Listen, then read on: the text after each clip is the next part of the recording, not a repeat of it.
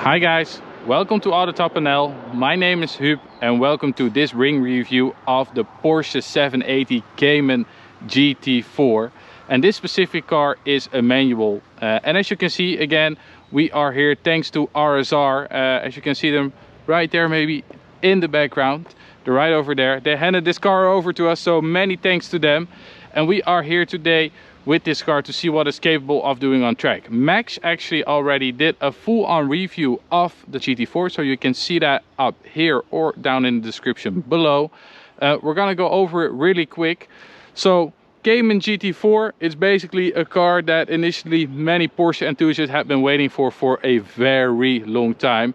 Because yeah, the Cayman was always the platform that didn't have the Porsche compromise, because the Porsche compromise always has been and still is to this date, is that the engine sits on or over the rear axle and never in the middle. And that's really what supercars and sports cars, in my opinion, make sports and supercars, is that the engine sits in the middle so that the car is nice and balanced.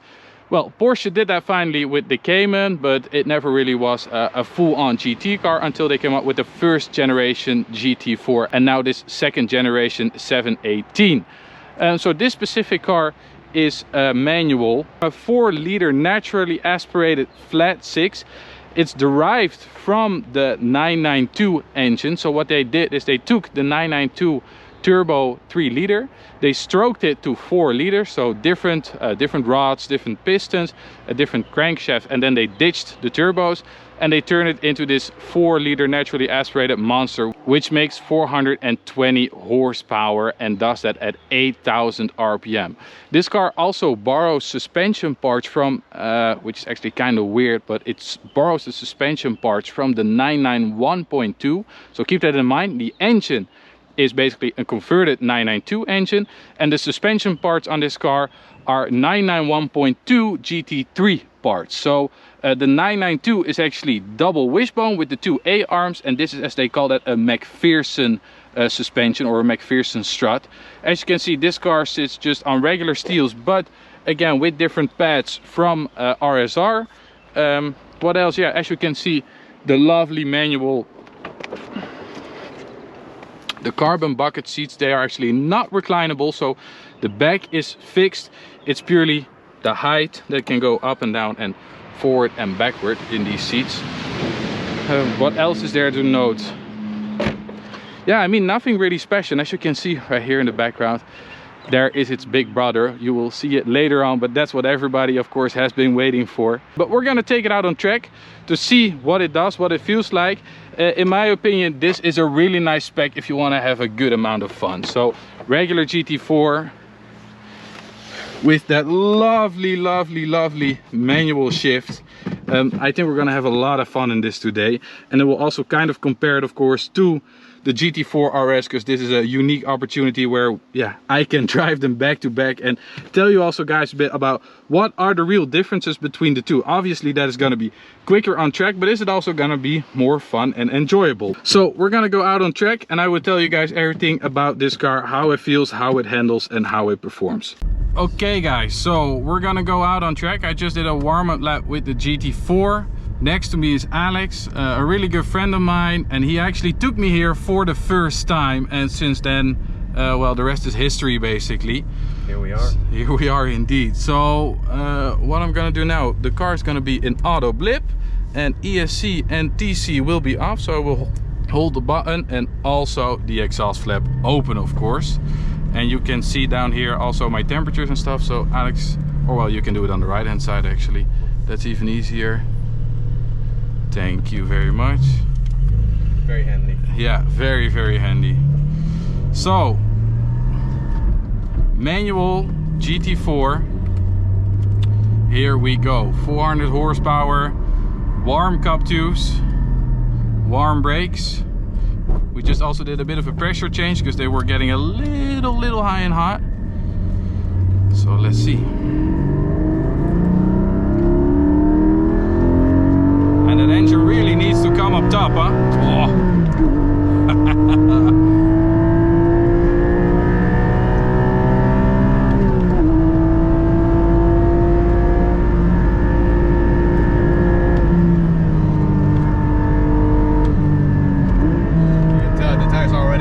Yeah. The grip on this thing is insane, in my opinion. For a car that is bone stock, it has a bit of understeer because the front tires are not that huge. On Cup 2s. Yeah. Even Cup 2Rs. No, it's just a regular Cup 2. But the thing that really gets me with this car is how natural it feels. I just did one lap with this car and I feel at home. Incredible.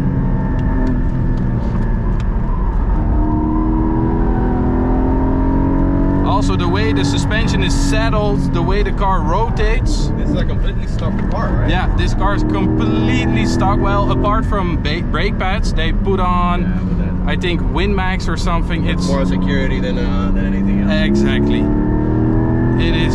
Oh.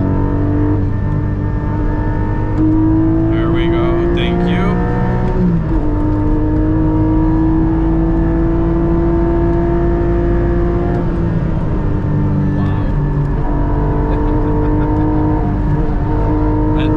Understeers a little. That's a bit of the characteristic of this car, so I really wonder how that will compare to the RS, because the RS of course has more aero, has a bit more grip,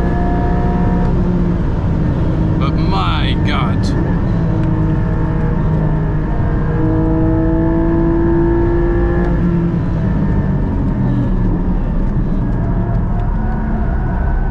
you can feel the front tires though. They're starting to let go, but not in a scary way. No, not in a.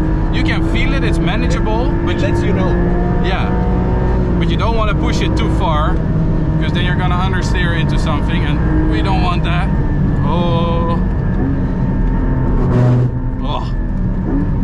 It's.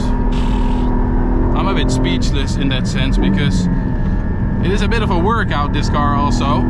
In a very good way, because it really wants you to push. Also, what I really like, the characteristic of the engine, it's not super torquey, it's torquey enough.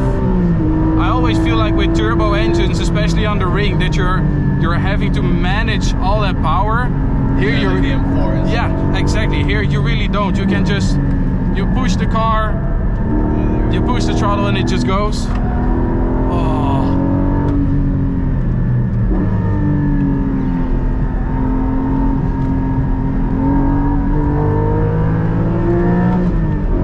The shifts are also super nice and crisp, and also I really, again, the auto blip really helping me out here, because it really is, it makes the driving experience overall just a bit easier.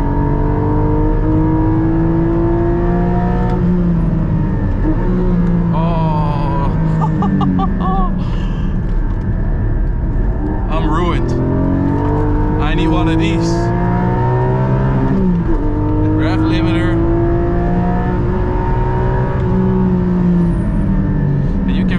Rear end squirms a little under braking, but in a very gentle. It really is so floor it. But nothing that some coilovers couldn't fix. No, it's. We have to keep in mind it's a completely stock. It's so stuck. I would say that I would put bigger tires on the front of one of these, because it could use a bit more meat, because you can feel that it's. Oh, you can feel that it's letting go just a bit.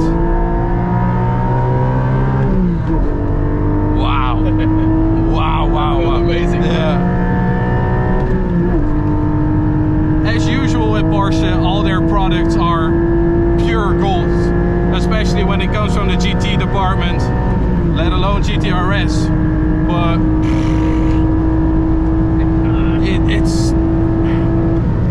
it's not normal that this is a completely stock car.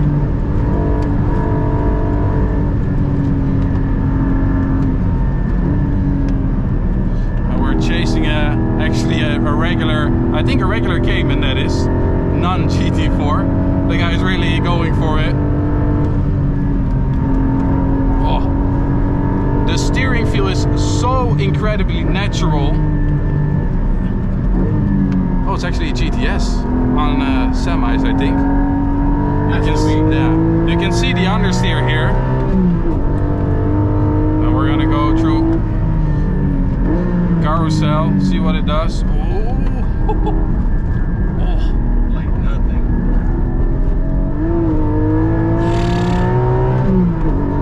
Oh.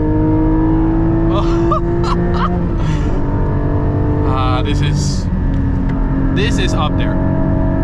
This really is up there, especially confidence-wise. That's literally what I was just thinking. Confidence-wise, this has to be one of the best cars I've ever driven. You have so much confidence. I can see it in the way you steer. In everything the car does. It talks to you. It tells you exactly what is going on. It's not unpredictable at all. It's extremely predictable. Oh, look at that. Oh. Even there in that little moment of oversteer, it just talks to you. I have to say, it tells you where it wants to go. I haven't really felt any real oversteer in the car yet. It's mainly that wasn't just by you. Yeah. It's he's pushing that car though. Yeah. You can see it Yeah. anyway. He's really pushing. That's always something at the ring. You have to be careful because people sometimes tend, when you're chasing them or otherwise you being chased, it's something that tends to go wrong sometimes. So if you feel like somebody is over pushing their car, don't try to take them to the edge. It's really unnecessary. Oh, this is. Oh, I'm a bit speechless. I'm not a bit. I'm literally. Oh my God! Look at that.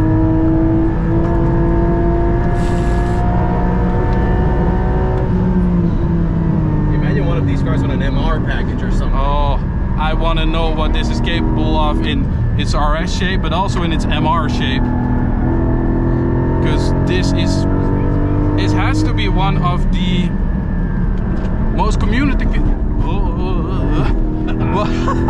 It has to be one of the most communicative cars I've ever felt.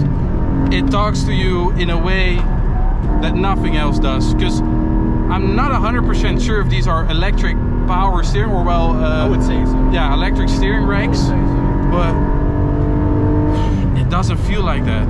And I have to add to the thoughts, the gear ratio being so long doesn't make it bad, like doesn't make you that much slower as a manual. No, it is. Well, you can see in the way I can drive it and shift it. In no moment did I see you struggling with the shifting. No, and that is usually a thing in my opinion with manuals, but I get why people complain about the manual in road use and on B roads. I completely get it. But here at the ring, maybe specifically, it's really, really, really well suited. What an incredible car. RSR Nurburgring, thank you so much for handing me this car. If you want to rent this car, so you can have a go with this car, check RSR Nurburgring. You can just rent it from them. Wow. It's gonna take me a few minutes.